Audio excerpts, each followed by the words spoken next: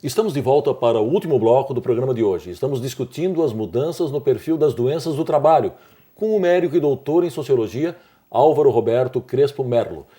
Bem, professor Merlo, o senhor realizou um trabalho junto a oficiais de justiça federais, colegas nossos, que a gente conhece bem o trabalho e o desempenho deles e a seriedade com que exercem as suas funções. Isso foi no Rio Grande do Sul e o senhor identificou casos potenciais de suicidas. Na sua opinião, qual a causa, já que são profissionais que têm um salário, digamos assim, razoável e detêm curso de nível superior? Pois é, a questão do reconhecimento no trabalho que nós falávamos antes é uma questão muito importante, né? Então é necessário para que a gente consiga manter o equilíbrio psíquico, consiga manter a saúde mental, assim. Então o que a gente encontrou era um grupo de 70 trabalhadores, 70 oficiais de justiça nos juizados especiais lá do Rio Grande do Sul, em Porto Alegre, né? E a gente aplicou um instrumento, né, que se chama o SRQ20, né? Que uma das questões está relacionada, na verdade, à ideação suicida, a ideia de, né, o cara, em algum momento da vida, o cara ter tido pensamentos assim, né, relacionados ao suicídio. Assim. Isso apareceu em 5 pessoas desse grupo, assim, 5 oficiais de justiça. E o que se conseguiu identificar é que eles têm uma atividade onde eles não são vistos praticamente, né? Eles têm um trabalho para fazer, que é um trabalho importante, socialmente necessário, etc., né? Mas eles trabalham de uma forma muito solitária, para voltar à discussão anterior, né? Quer dizer, o contato deles, por exemplo, com a chefia, né? Com o juiz, por exemplo, que é da onde deve emanar o reconhecimento, alguém que possa dizer assim, esse mandato que tu cumprisse, que tu entregasse foi bem feito, fizesse rápido, isso é uma questão importante, envolve uma questão social e tal. E esse tipo de retorno eles praticamente nunca têm, né? Eles fazem os trabalhos deles assim, os trabalhos deles eles têm tempos, têm prazos para cumprir, etc., mas eles, pelo menos naquela experiência daquele grupo, né, não poderia extrapolar isso para o Brasil inteiro, mas naquele grupo ali, esse reconhecimento eles praticamente nunca têm, então eles têm um sentimento de que trabalham muito pelo salário só, muito pouco pelo trabalho em si, pelo reconhecimento do trabalho. E isso é uma coisa que é possível modificar, é possível se transformar. Bem, professor, o senhor tem trabalhado com o conceito de coletivos de trabalhadores. O que pode ser feito, inclusive, até no ambiente sindical, para tentar minorar um pouco essa problemática toda do sofrimento solitário, da forma como as organizações, principalmente privadas, se organizaram, primando aí pela individualidade, pela competição exacerbada, o trabalhador vendo o colega ao lado como um concorrente. O que pode ser feito? Eu acho que, em primeiro lugar, os sindicatos, eles precisam, respondendo a parte específica da questão, né, os sindicatos, eles precisam compreender essa discussão. Eu acho que essa discussão não está compreendida, essa discussão não está visibilizada, os dirigentes sindicais eles não estão formados, né, eles são formados numa discussão muito antiga que está ligada à insalubridade, os ambientes de trabalho e tal. Essa é uma discussão nova, então, em primeiro lugar, eu acho que é necessário que eles compreendam isso, né? E a partir desse processo de compreensão, quer dizer, formar também os seus quadros, né? Formar os seus próprios quadros, a sua própria base sindical. Eu acho que essa é uma questão principal.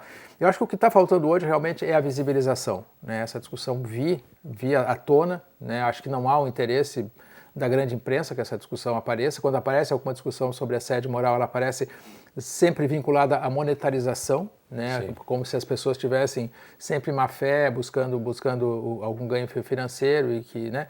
E então assim essa discussão precisa vir à tona, que é um pouco o trabalho que a gente vem fazendo, que é o trabalho que a escola judicial aqui de Santa Catarina também está fazendo. O senhor diria que as empresas, de um modo geral, elas estão procurando induzir os trabalhadores, inclusive se valendo de instrumentos e estruturas de comunicação social, ao contrário, diga-se de passagem, do que nós estamos fazendo aqui hoje, porque nós estamos aqui debatendo essa problemática, fazer com que o trabalhador ache que tudo vai bem com ele, enquanto que, na maioria das vezes, ele está se sequelando, até se destruindo aos poucos?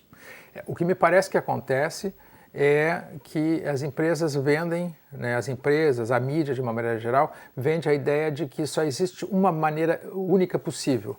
O Brasil hoje está, né, uma grande capacidade econômica, com uma grande capacidade produtiva, rumo, entre aspas, ao primeiro mundo, e que agora é necessário o sacrifício, é necessário, né, todos se envolverem, e só existe uma forma, que é essa forma que está aí. E isso não é verdade, isso não é verdade. A experiência, por exemplo, essa experiência francesa mostrou que essa empresa, por exemplo, onde houve essa quantidade grande de trabalhadores, a France Telecom, a empresa mudou.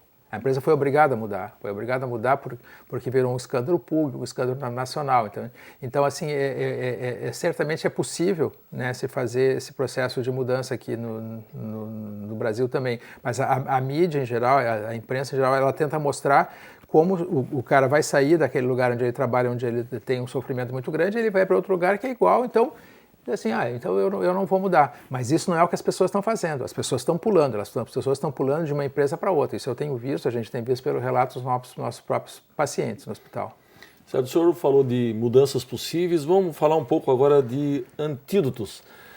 Nos últimos anos, alguns instrumentos legais vêm sendo criados para proteger, de alguma forma, a saúde dos trabalhadores, como o nexo técnico epidemiológico, que passou a ser utilizado até pelos peritos do INSS em 2006, quando havia 612 notificações de sofrimento psíquico por ano.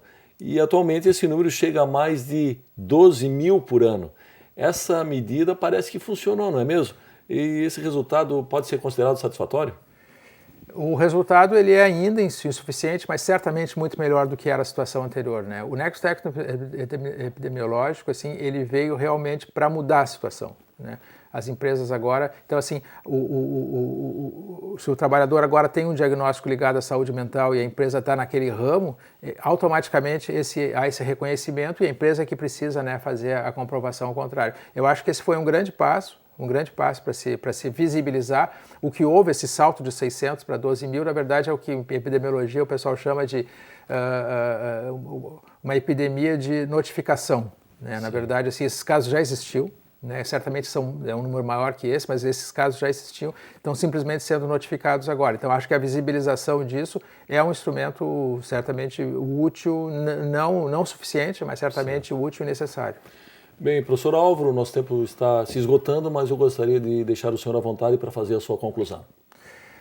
Eu acho que a questão principal, a minha preocupação principal hoje é realmente tornar essa discussão visível, né? Eu acho que, né, o espaço, né, que a justiça está dando para essa questão, né, o acolhimento dos processos de assédio moral, por exemplo, ou o papel de formação que a Escola Judicial aqui de Santa Catarina faz, é alguma coisa fundamental, né, porque os juízes também precisam ser instrumentalizados, né, as pessoas na sua formação básica, como em outras áreas todas, né, as pessoas não têm essa discussão, então acho que a Escola Judicial está dando um passo importante, né, para que essa discussão se torne visível e que eu acredito sinceramente que o mundo ele se transforma, né, se transforma em aspectos pequenos de um lado e de outro, mas assim não há nada de inexorável nessa realidade que a gente analisa aqui, não há nada de inexorável, né?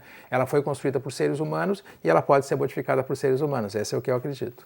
Muito bem, professor, muito obrigado pela sua participação. Chegamos ao fim do nosso programa. Hoje discutimos as mudanças no perfil das doenças do trabalho nos últimos anos. Nosso convidado foi o médico e doutor em Sociologia Álvaro Roberto Crespo Merlo. Visite nosso canal no YouTube. Após a barra é só digitar Justiça do Trabalho SC sem cedilha. Você também pode nos seguir no Twitter no endereço TRT_SC. E se preferir, envie uma sugestão de entrevista para ascom@trt12.jus.br. Voltamos semana que vem com mais um tema do seu interesse. Até lá!